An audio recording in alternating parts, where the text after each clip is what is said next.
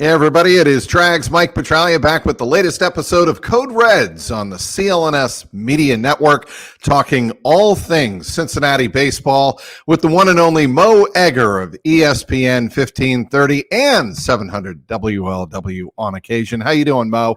Trags, I'm great, man. How are you? Better than the Reds offense. Let's get right to it. It is dog poop right now. They are hitting 207 as we record this as a team. That is 1 percentage point worse than the Chicago White Sox, which everybody, and rightfully so, was laughing at. The laughing stock of baseball about 2.5 weeks ago when the Reds swept them by whatever it was, 100-3. But it's really a concerning thing for the Reds right now. They did get TJ Friedl back on Tuesday night. He went 0 for 4 with a strikeout, but I think long-term that's going to help. But also long-term, I think the Reds have some issues throughout the order that are going to need some patience and some remedy. Yeah, and the patience is the hard part, right? Because if you're a Reds fan, you're tired of being patient. You know, I think there's such an interesting dynamic in play here where this is a team in large part because of who they don't have, in large part because they are still playing so many young guys. This is a team that deserves some degree of patience. It is a franchise that has exhausted everybody's patience. And that's really hard. It's really hard if you're a fan. You've been told for a long time, be patient. Okay. And then you're being told with this team, you got to keep being patient. And it's not this team's fault that this franchise hasn't won. But yeah. And I guess the question that I have is, you know, I think most of us believe this team offensively isn't going to prove to be as bad as it's been right now. But by the time they dig out of this, how far out of first place are they going to be? Yeah. Where are they going to be in relation to the last wild card? How big of a hole are they going to dig, and how hard is it going to be to dig out of once they do start hitting, if you actually believe that they will?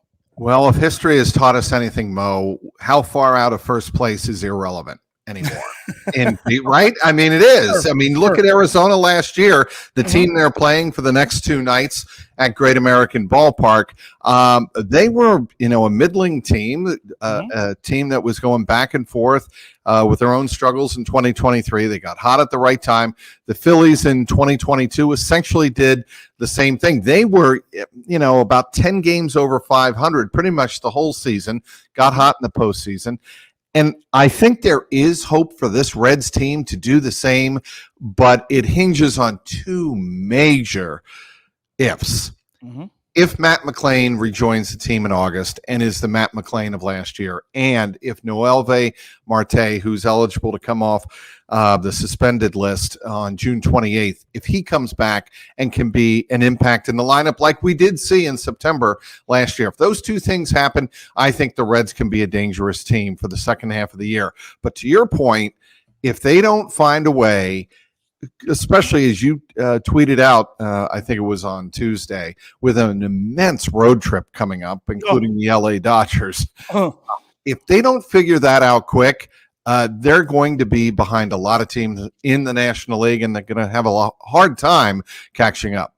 Yeah, I mean, there's a lot there. Yep. Marte and McClain, let's push them over here. Marte, at least we know he's going to come back. Now, is he going to be the guy that absolutely raked in September last year? God, I hope so. We know he's going to come back. They also have to play nearly a quarter of the season before he does. So we can cross our fingers and hope that Noelvi Marte comes back and hits the ground running. And if that happens, boy, that's going to be a great boost to the team. But that doesn't help in this road trip. It doesn't help this month. It doesn't help. It doesn't help for the next 6-7 weeks. And then Matt McClain, August is a large stretch of time, so like between now and August, you're talking. Well, yeah. I mean, just the month of, so he's coming back in August. Is that August 1st? Well, okay. Yeah. All right. Then I got 2 months of the season. Is he coming back August 31st? Well, that's not as good as if he comes back August 1st. I see your point. And that's if he comes back at all. But again, like that's months away. Like the Bengals are going to be in the middle of the preseason by the time August gets here. So I think in the short term, I think what gives me hope is it feels like the starting pitching has been a little bit more settled. Yep. I mean, it hasn't been great, but I think there's been a lot to like about the way Hunter Green has pitched, and Maybe Nick Lodolo is establishing a pattern of health and reliability. Wasn't great the other night, but I mean, it feels like Frankie Montas came back last night. I don't think you could have any complaints about the way he threw. So, No. We said prior to last season, the starting pitching is going to have to carry this team, and it didn't happen. Now it has to happen, and maybe it will. Maybe it will. Also, like for all the focus on the Nick Martinis and Santiago Espinals of the world, they still have a collection of players that you feel like are going to hit better than they are. Spencer Steer, Ellie De La Cruz, Christian Encarnacion Strand, Will Benson, put Jonathan India in that mix. If you want to put Tyler Stevenson there too, like you just look at what we think these guys can be, and in some cases what we know these guys can be, and you just feel like some of these players are going to hit and turn it on. But again, by the time that happens, where are they going to be? And they do have the benefit of time on their side, but I keep defaulting to last year. Like they missed the playoffs by 2 games, in large part because before the guys got called up that ended up energizing the team, they dug I think it was 14-20 through the first 34 games last year. That start in many respects did catch up to them. And so I would hate it if they missed the playoffs by a game or 2 and we look back at this stretch of time where they just couldn't get out of their own way offensively. I can't get over the offense at the bottom of the order, which is dragging everything down. And, I don't want to throw anybody under the bus, but 3 years, $45 million for their biggest free agent acquisition, Jeimer Candelario. Yeah. And he's hitting 190, 3 home runs, 10 RBIs. And we just haven't seen what he could have been or was projected to be for the Reds lineup. Yeah, I think he was like the one guy that you thought, I can wrap my brain around what those numbers are going to look like. And we're not talking about somebody who was ever an all-star. We're not talking about somebody who was Trags. My dogs are about to bark because the mailman's here. My apologies. We're not talking about somebody who bring him in. By the way, I'm sure they can add a little bit of bite to the podcast. That was such a corny, stupid pun. Go ahead, just go. Either the mailman's here or my in-laws are here. I'm not sure, but anyway, the Candelario was the one guy that you thought you could sort of wrap your brain around what the numbers would look like, and then go, okay. They have a lot of other guys that you really can't pinpoint what they're going to be because they have no track record. Well, Candelario did. That track record might not have been of an all-star, but it was good enough, and he's been a major disappointment. And again, you thought like, I can count on Candelario to do this and then hope that the other guys do this. Well, it's more disappointing when the thing you counted on didn't happen than when the thing you hoped to happen didn't happen. And yeah, I share the frustration with Jeimer. Hopefully it turns around. They really don't have much of a choice. Like he's kind of the immovable piece. You can send down Nick Martini. You can, I don't know, find other guys to play at the bottom of the roster. Jeimer Candelario is going nowhere. So that piece has to be better. Any other parts of the lineup that bother you? I think the Christian Encarnacion Strand, he's been actually fighting an illness, and he's been a little bit sick. Certainly Jake Fraley was dealing with some type of allergy, breathing issue the last couple of weeks, and he's been slow to come around. Those 2 guys figure to be a major part of the lineup as well, and they haven't produced yet either. Yeah, and also, they got off to a pretty decent start to the season, and Spencer Steer was unbelievable. And you hate to pick on any one guy when the entire team is not hitting, but I think most of us viewed him, and it just may be a simple batting slump, right? And by the end of the season, Spencer Steer puts up really good numbers, but I think he's sort of been portrayed, I think accurately so, as the most finished, rounded out guy of all these young dudes. Came to the big leagues earlier than McLean, Marte, CES, Ellie, etc. And so when he got off to that killer start, you're like, all right, he can't sustain this, but here's a guy that we can count on. And again, you hate to single out any one guy, but again, like when a fringe big leaguer like Nick Martini's not hitting, that doesn't bother me. I don't expect him to. When a guy who wouldn't be here if not for injury and Espinal is not hitting, I didn't expect him to. Kind of expected that Spencer Steer's numbers by now would look good. And if they did, maybe it makes no difference because nobody else is hitting. But to me, just over the last couple of weeks, I expected Ellie to level off, players level off. He was unreal for a couple of weeks. Spencer Steer, again, I hate picking on any one guy, but I was sort of hoping he would be one of those dudes that you had that could help you weather the storm of other guys still developing and slumping, and that just obviously hasn't happened. I just think the season has felt disjointed. Yeah. Even when they got off to a bit of a good start, I think with 2 to 3 games over 500, they just haven't hit any kind of rhythm. And I think what happened in spring training was a big part of that. Mm-hmm.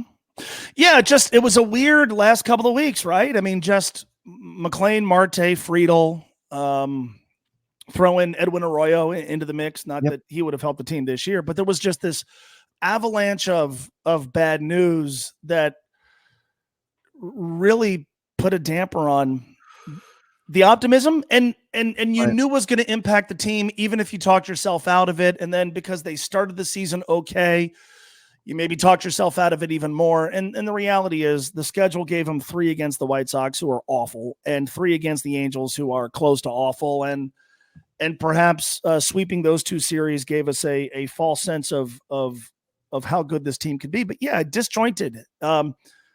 I think that's the right word. It's been really uneven, from injury to poor performance to no real rhythm to the season, to this team recently not being able to use its biggest asset, which is its speed and ability to put pressure on defenses. You assume at some point they're going to hit a rhythm and they're going to play well. Now, are they going to rattle off 12 straight wins in June like they did last year? My guess is no. But by the time that happens, how big of a hole will they have dug? I really worry about that. This is the Code Reds podcast on CLNS Media Network, talking all things Cincinnati baseball with Mo Egger of ESPN1530 and, of course, 700 WLW, the big one. Mo, you're in the business, the talk radio business, and you know that everyone and their brother, when a team slumps, and especially in baseball, loves to blame the manager. Of course. I think David Bell, for this type of team, given what they're going through, is the perfect manager for the Reds. And this is why.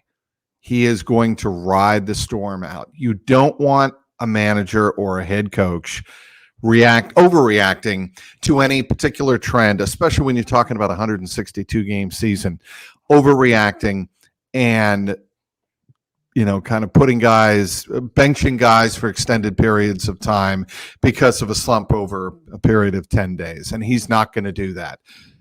That being said, what can David Bell do better to get this team jump started? I struggle with that because I asked that to my audience and I didn't get an answer. I mean, you'll find the folks who will say, I'll ask, what can David Bell do better? And they'll go, quit or let Barry Larkin be the manager. And it's like, okay, well, beyond that, what can he do better? I feel like his hands are tied, right? I mean, just think of all the different things that are impacting why this team is not hitting. We've talked about them. You don't have some guys that you figured on being key contributors. Fortunately, TJ Friedel is back. I guess what you could say is, well, David Bell should hit him lead off, which he did last night. Great. Right. But that's not his fault. There's just part of this is the byproduct. I've said often what the Reds are trying to do this year. And you could apply this to the entire team. Mm-hmm. What they're trying to do this year is really hard.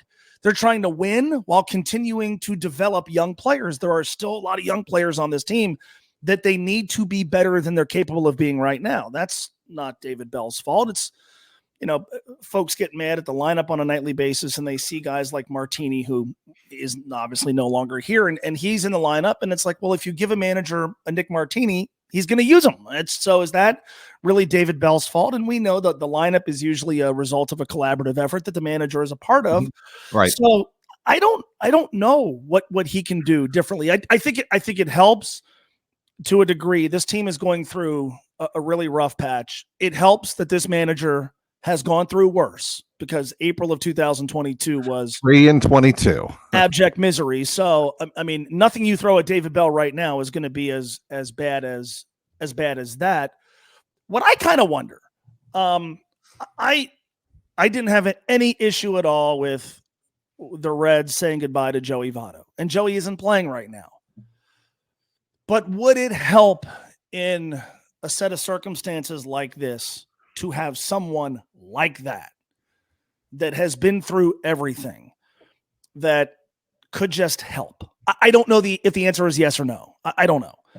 But you're close to it, man. You heard and have heard a lot of guys talk about Joey's influence with them individually. Yep. Do they miss that type of guy? Do they miss that type of guy amongst them who could just help them steer through this?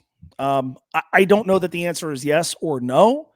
I don't think anybody with that team is going to say, well, yeah, we really could use a guy like Joey Votto right now. And I'm not talking about even the production, because Joey's production the last couple of years wasn't very good. But is that figure, is that voice, is that perspective amongst the players missing, and how helpful could it be right now? That's, I think, a legitimate question. I legitimately don't know, watching this team every night. I mean, look, I didn't like the fact that he took Fernando Cruz out on Friday, but okay, every manager at some point you question a pitching change. Sure. I don't know on a macro level really what the manager can do differently or better. And knowing, as you said, doing what I do, everybody wants to pick on the manager. When I ask people, okay, what should the manager do better or different? I don't get an answer. I don't have one. I don't think anybody else has one either. I sometimes think that the best thing a manager can do is nothing. Fans do not want to hear that. Sure. But sometimes you have to ride out the storm and have faith that the talent will find its level. You hear that all the time from major league managers when you're talking about 162 games. Frankie Montas, after the game on Tuesday night, made reference to the fact that, we have to all remember it's 162 games. Teams are going to go through slumps, blah, blah, blah, cliche. We get it. And I understand why fans would be frustrated hearing that cliche and tune it out. But when the players acknowledge that, to me, that is a sign that they understand it. They're not going to overreact. The thing that I think is missing with the Reds is, to your point about Joey Votto, is a true veteran presence on the offensive side. I mean, Frankie Montas was a veteran guy for Hunter Green, for God's sakes. Frankie Montas, who, he's been around, I guess, the majors since 2020. Yeah. Maybe before that, a little bit. I think 16 or 17, but yeah. Or 16 or 17. Okay, right. But my point is, that's your veteran presence on the pitching side of things. Tyler Stevenson, Jonathan India, and Jeimer Candelario. Those are the three guys that stick out to me. Maybe Jake Fraley, but even so, he's young. People forget that. They just don't have that kind of 34, 35-year-old that's been through it all, that can come in and relax guys. And, Scott Rowland was that. That's what I was going to say. Yes. 2009, they acquired him at the trade deadline, and people are like, well, why did they go out and get Scott Rowland for a team that's not even in the pennant race? Well, why did they do that? That was the reason. Yeah, and we saw why the next year. Yeah, as you were talking, that's the name that I was going to bring up. They acquire Scott Rowland, and it was almost like anything he did statistically was gravy.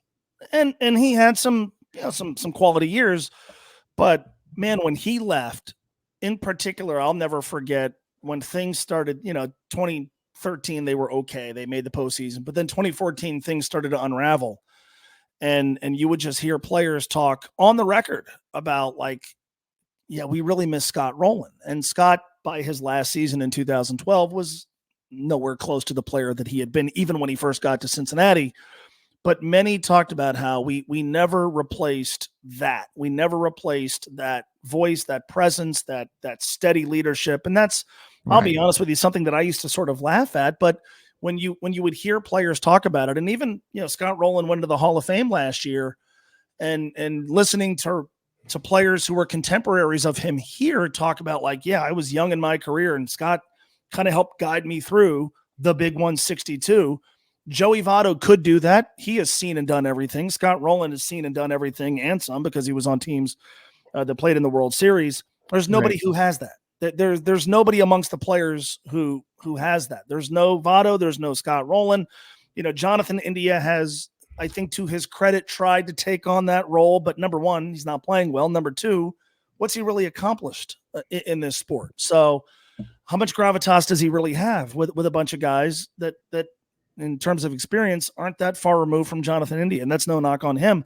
I think that more than what the manager is going to do, I think that presence feels to me like it's badly needed, and is certainly something that they could benefit from.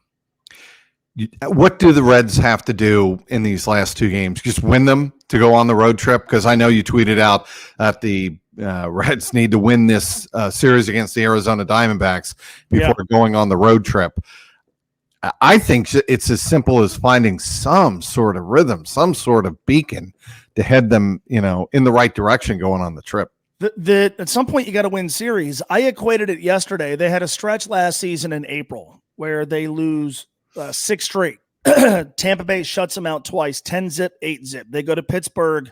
They lose 4 straight. I think 3 of those games were 1-run games. In none of those games did they score more than 3 runs. So 6 consecutive losses. They're 7-15. And again, this is like pre-Matt McClain, pre-Andrew Abbott, pre-Ellie De La Cruz. And I remember the Rangers come to town. Now, that team ended up being quite good, won the whole thing. And I remember that Monday saying, like, they got to win this series. Like, you can't, and this is in April before we were even thinking about them contending, but it's like, if we're going to have a summer that's any more fun than 2022, they can't go 12, 13 games under 500 in April. That's just going to be too much to dig out of. What do? They swept the series. They obviously can't do that with the Arizona Diamondbacks, but you got to win series. They haven't won one since the Angels series, which feels like forever ago. What are we hoping for on the West Coast? Maybe win 5 of the 10. Like, I mean, just realistically, that's historically speaking, especially when you look at that behemoth of a team they play in the Dodgers, who they play when the next homestand starts. Like, it's really rough right now. You got to win a series. Be great to go on the West Coast and have some confidence, have some measure of momentum. I think this series is really, really important. Now, if they lose 2 out of 3 or if they get swept, is the season over? Of course not. But at some point, you got to get the thing back on course. No better time than when you're playing an Arizona team that is underwhelmed to this point and you're in your building. I think this series, to me, reminds me a lot of that Texas Rangers series last year, which at least for a while got the thing back on course. Yep. And I do have hope for these Reds. Mm-hmm. I don't think, first of all, the baseball playoff format certainly lends itself to teams like the Reds. It was installed, mm-hmm. I think smartly so by baseball, to make markets like Cincinnati, Pittsburgh, Miami last year. They made a postseason run, obviously. Sure. To make those cities feel like all hope is not lost at the end of May or mid-June. And I think if the Reds can just find level, be patient enough to let the bats come around, the bats will come around. Sure. You just don't want the pitching. We haven't talked really about how good the pitching has mm-hmm. been. The starters ERA, Mo, is 3.73. I believe that's, in terms of starters, top 10, top 12 in all of baseball. Fine. That's more than good enough Fine. to get you to the postseason, which is all you're looking for. Yeah, sign me up for that. I know, everybody uses last year as the comparison point, and I mean, look, they finished. The good news is they were good enough to overcome what they couldn't do early in the season to finish with a winning record. But still, they finished 2 games out, and I'm like I've said all along, and I'm sure you would agree. Just get in. Like, if you get in as the division winner, just get in. Arizona showed that. Philly 2 years ago. All you got to do is get in. But, last year they had a 12-game winning streak. You can't count on the 12-game winning streak, right? That's probably not going to happen. So, but you know what you can count on? Yeah. A bullpen that's not burned out like it was last year. And that was the whole point.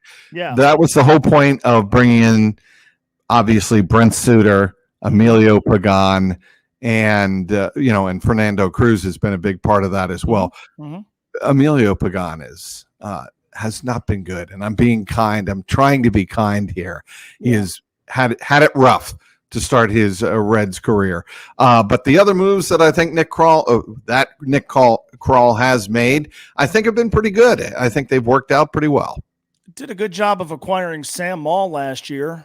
And then they sent him to Louisville. Yeah, David Bell was asked about that pre-game on Tuesday, and the answer was, for all intents and purposes, just cutting to the chase, we didn't have enough bodies, and we didn't have enough players with options remaining. We're not going to, and they weren't going to DFA Emilio Pagan for one, so they had to, get rid of a pitcher who had options remaining, and that was Sam Maul. And that's when fans or somebody like yourself, a very informed talk show host, asks that question rhetorically, that's really the simple answer is it's the roster makeup. And it looks bad, but that's the way it is. Fine. But you're still not carrying the best 26. No. You might justify it and say, we don't want to put Lucas Sims on waivers, or we don't want to put Justin Wilson on waivers. But, here you have a guy who has done nothing but do his job since he was acquired. And for a team that's struggling, he's the guy sent out. That's hard. And again, David Bell's explanation made total sense. And like, David Bell didn't decide to make the move, but of course, right. The baseball manager is basically the team's press secretary, but it's hard. That is more true than you could ever imagine. Yeah, it really is true. I mean, he's the only person that has to talk on the record multiple times per day. So, but I get it from a procedural standpoint, but your best 26 should include a guy who has done nothing but get hitters out since he got here. That's really hard, man. That's tough. And it didn't help watching Wilson come into the game, the first game against Arizona, and do the exact opposite of what Sam Maul had been doing when he was with the big league club. But it was a quality acquisition by Nick Krall. Just that quality acquisition is sitting in a bullpen in Louisville as we speak. How many people watching this podcast on YouTube and CLNS Media appreciate your T-shirt? Because I do. And appreciate the obviously the Cincinnati Reds Hall of Fame connection to it. Yeah, so the baseball bunch was a part of my Saturday. So if the game of the week on Channel 5 with Vince Scully and Joe Garagiola would come on at 1:00. Prior to that, you would get This Week in Baseball with Mel Allen at 12:30. Prior to that, you would get the baseball bunch with Johnny Bench, the Wizard, Tommy Lasorda, the San Diego Chicken, and then the fun part was always which ball player they would get in to be like the guest instructor. One of the best podcasts I've ever heard, and it's been 8 or 9 years, is they got a bunch of the kids who were on the baseball bunch to talk about like their experience and which players were cool and which ones weren't. And it was awesome. Nobody under the age, I'm 46. So probably nobody that's much younger than me understands the shirt. But you go to YouTube and watch a few episodes of the baseball bunch. In fact, on YouTube, there's like baseball bunch outtakes, which are a lot of fun. So yes, that was Saturday at 12. I might have the order wrong. It might have been This Week in Baseball first. But anyway, Saturday game of the week is on. It's a Saturday afternoon of baseball. It's going to include the baseball bunch with Johnny Bench, the Chicken, and Tommy Lasorda. And by the way, all those kids said Tommy Lasorda was kind of a jerk, which broke my heart. But the baseball bunch, yes, big part of my childhood. I assume you were being sarcastic that it broke your heart. It did. No? Did it really? Yeah, it did break my heart. Like Tommy Lasorda, when I was like, in an age. When did I talk? Yeah, I'm too cynical. I'm bringing too much cynicism to this. No, Whitey Herzog just passed away a few weeks ago, and I was making the point that for those of us who grew up in that era, first of all, like those Cardinals teams played the brand of ball that I love, right? Yes. The Reds, frankly, kind of mirrored last year in a hit friendly ballpark. But in that era, the manager just felt like a bigger than life figure, and you identified some teams with their manager. The Cardinals were one of them. Yep. And the LA Dodgers were one of them, right? And so like Tommy Lasorda was always like a character who was in the dugout and just one of those. I'm not going to say like I was a huge Tommy Lasorda fan, but like this figure of my youth that was there. I mean, he was managing the Dodgers when I was in my formative years as a baseball fan, and he was still managing them when I was in college. And I met Tommy Lasorda at spring training one year, and he was very, very nice. And then, so to listen to this podcast, and these kids were like, they were outlining the players who were cool. Like Greg Nettles was cool. And Keith Hernandez was cool. And frankly, Pete Rose, they didn't have many nice things to say, but that's okay. And Dave Winfield was cool. And Tommy Lasorda, not. And that, as a child of the 80s, that hurt me. All right. As a child of the 90s NBA, we have to pay homage to your baseball cap that you're wearing. The Nova Knicks are doing pretty well with some acting from one of them, Dante DiVincenzo. I think they'll get to the Eastern Finals. I think they're going to dispatch the Pacers in about 5 games. I think that's going to happen. I don't know, man. Maybe 6. I'll go 6. Right. Anyway, I think they get to the Celtics, and I think it's going to be a 7-game series, and I think the Celtics are going to win in 7 games. That's what I think is going to happen. Well, as a lifelong Knicks fan, this has been a lot of fun. People get tired of hearing about the 90s Knicks. They're the most like revered team that never won anything. Yep. But this version of the New York Knicks holds up against those clubs that I grew up idolizing, specifically like a Josh Hart. Josh Hart could have started on the 93 Knicks, who won 62 games, and watching what Jalen Brunson has done. You mentioned Dante DiVincenzo's acting act. Now, I said this because I know that, the Pacers are the closest NBA team to us, so they're Indiana fans in our midst. And I said, look, man, if I was a Pacers fan, I'd be angry at the officiating in the last minute of the game. There's no question about it. Bad kick ball call, and then the illegal screen on Miles Turner, the acting job by Dante DiVincenzo. I said, from my perspective, 29 years ago, Reggie Miller, by his own admission, shoves Greg Anthony as he scores 8 points in 9 seconds to beat the Knicks in Game 1 of the 95 Eastern Conference semifinals. A series the Pacers would go on to win in 7 games. For 29 years, I have countered, hey, look, he shoved Greg Anthony in the back. That happened. That should have been called. It wasn't. What Pacers fans have told me is, number one, Mo, that was only Game 1. And number 2, in that game, it never should have come to that. So 29 years later, I'll say the same things.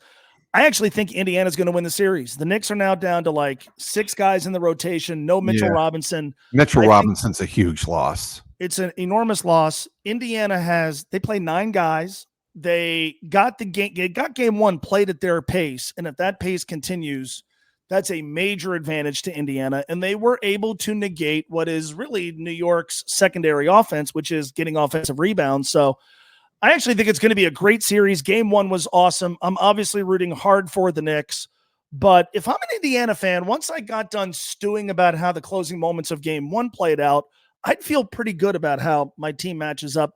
I think the winner of Game 2 is going to win the series. That's not the most revealing thing to say, but I think Indiana's in pretty good shape. I obviously hope the Knicks sweep them.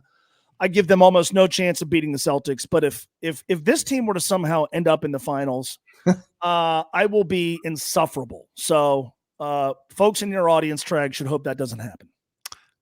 Okay. And we're going to wrap it up by giving you a chance, Mo, to discuss anything coming up on your wildly successful program this week.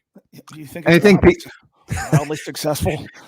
Anything that people should be on the lookout for? I'm rambling here as I kill time towards the end of the podcast, but wildly successful, huh? Well, we're in the time frame where Yep. the teeth of the Bengals offseason is behind us. Oh, I know what I want to get to. Yeah, and the Reds really take center stage, and so Yep. it would be nice if they would start winning, because that makes the show a lot more fun. I will take up your constructive criticism with the Bengals regarding someone to, for the love of God, hold a microphone for reporter questions. So, and this is why. Let me finish here. Go ahead. Because I get ripped. James Rapine gets ripped for having crappy audio when consumers of the audio or the video, in our case, can't hear the freaking question. And I understand the frustration, and I am here to sympathize with everyone in the audience who would love to hear the question, including one Mo Egger. Well, we have a contractual obligation because we carry the games. In our agreement with the Bengals, we carry those press conferences live. You have a radio background. Yep. The greatest sin in radio is to have dead air when the questions are being asked. We have in our old studio, we used to have an off-air light that would go on, and it would tell you when you're off air. During the questions, the off-air light would go on. That's not good. That's not good. And the questions, some of you guys have long-winded questions, so they're not like 4 second. Guilty as charged. That's fine, I ask long-winded questions. It happens. So as a radio guy, we have to air these things, and number one, listeners blame us. Like, hey, we can't hear the questions. Like, there's nothing we can do.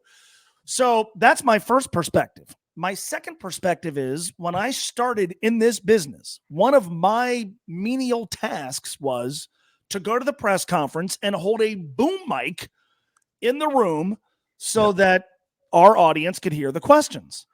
Well, needless to say, we don't have nearly as many people working for us as we used to. So we don't have boom mic guy. Number three, and you've been to a billion press conferences. I go to the UC football and basketball press conferences. Yep. Somebody passes a microphone around. Correct. And we don't air them in their entirety. We're not contractually obligated, but we will cut them up, and it's great to have the question.